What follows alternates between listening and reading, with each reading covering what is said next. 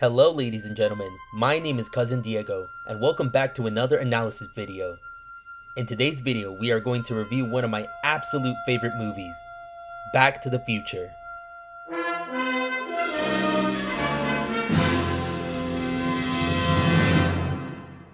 What makes an actor great? Some may say it's charisma, others may say their performance.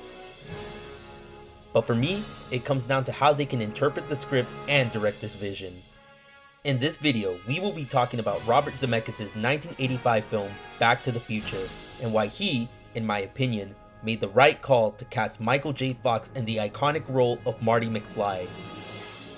While it's no secret that Back to the Future originally cast Eric Stoltz as Marty McFly, this video will dive more deeper into both Stoltz's and Fox's acting styles and how each of them brought something to the movie.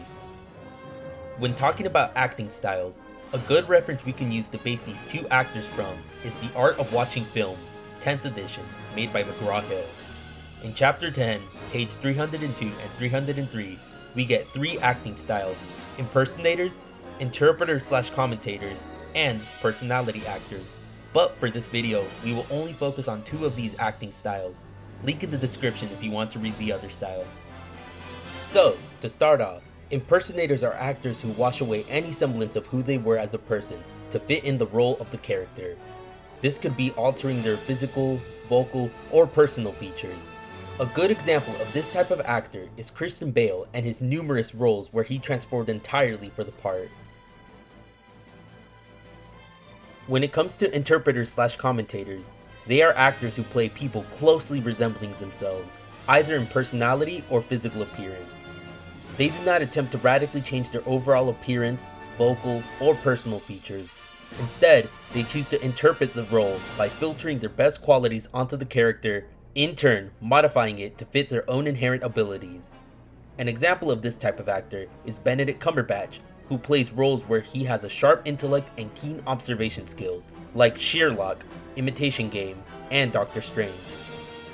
Most, if not all his roles, only have him slightly alter his appearance while heightening his qualities of analytical and insightful character traits. With the knowledge of what these acting styles are and how actors use them, we can now go back and dissect why Eric Stoltz was recast. When production of Back to the Future first started, director Robert Zemeckis failed to lock in Michael J. Fox in the role due to Fox filming Family Ties at the time. So, with production being pushed along, the two final contestants for the part of Marty would go down to C. Thomas Howell and Eric Stoltz. Stoltz would end up being hired for the job due to his acclaimed work on a previous Universal film, Mask. The issue was, though, that Stoltz had changed his acting style by the time he had joined the set of Back to the Future. Before he was cast, Stoltz's role in the movie Mask had him playing a real-life person named Rocky Dennis, who had a rare bone disorder that caused his face to be disfigured. This made for a challenging part. So, to get in the role, Stoltz decided to use the impersonating acting style.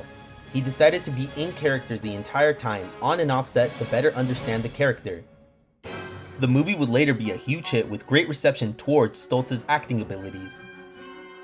With this newfound sense of acting, Stoltz decided he would take the same approach he did with the character of Rocky Dennis in the movie Mask, but towards Marty McFly.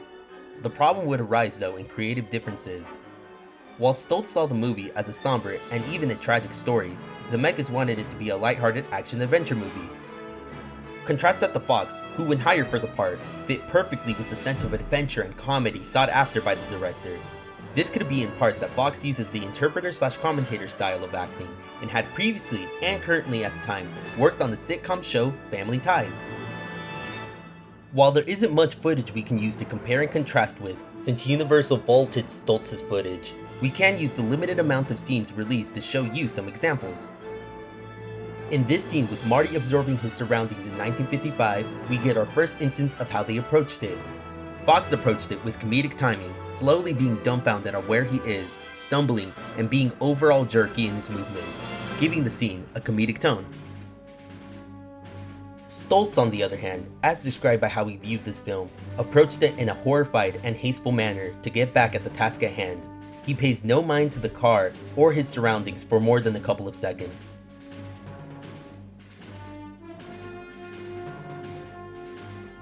Our second instance is during the diner scene with George McFly. Stoltz's approach here can be seen as relaxed or even wooden until the final moments of being on screen, as if trying to make out if this is his dad and not some stranger, giving the scene more of a, do I know him or is he just some bum? Fox, on the other hand, approaches this scene with a more laser-focused shock and fear with the knowledge of, holy shit, that's my dad! We can see this through his slow comedic movement and his bewildered eyes, something that Stoltz didn't do until the final moments of the take. Our final instance is during the scene at Dr. Brown's mansion. In this scene, from what we know, Doc is telling Marty there isn't a way to get back home without a bolt of lightning.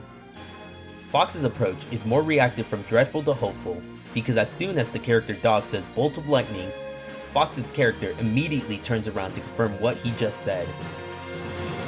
Contrast that to Stoltz, who only slightly moves his head before contemplating again what Doc just said in the same weary and dreadful manner.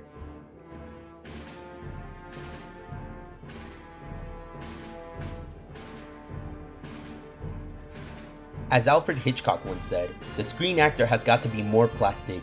He or she must submit to the camera and director.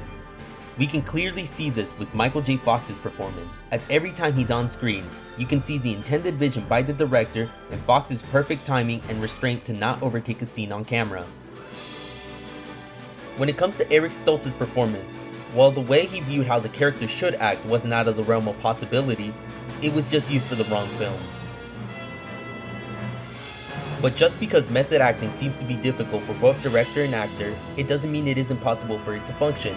Going back to how Christian Bale is the best example of the impersonating type of acting, his way of working is like a two-way bridge.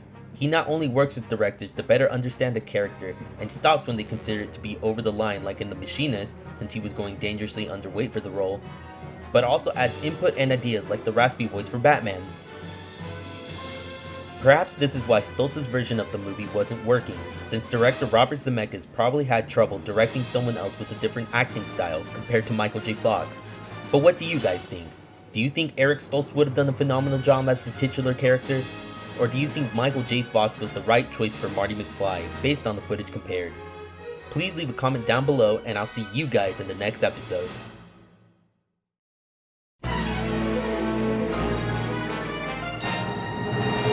If you like what you saw, please consider watching these two other videos made by me. Another analysis video called Jaws, 1975 A Genre Analysis, and a short film called Conundrum. Other than that, please like and subscribe, as more content will be coming soon, and stay tuned for the next episode of Cousin Diego. I'm going to become king of the directors.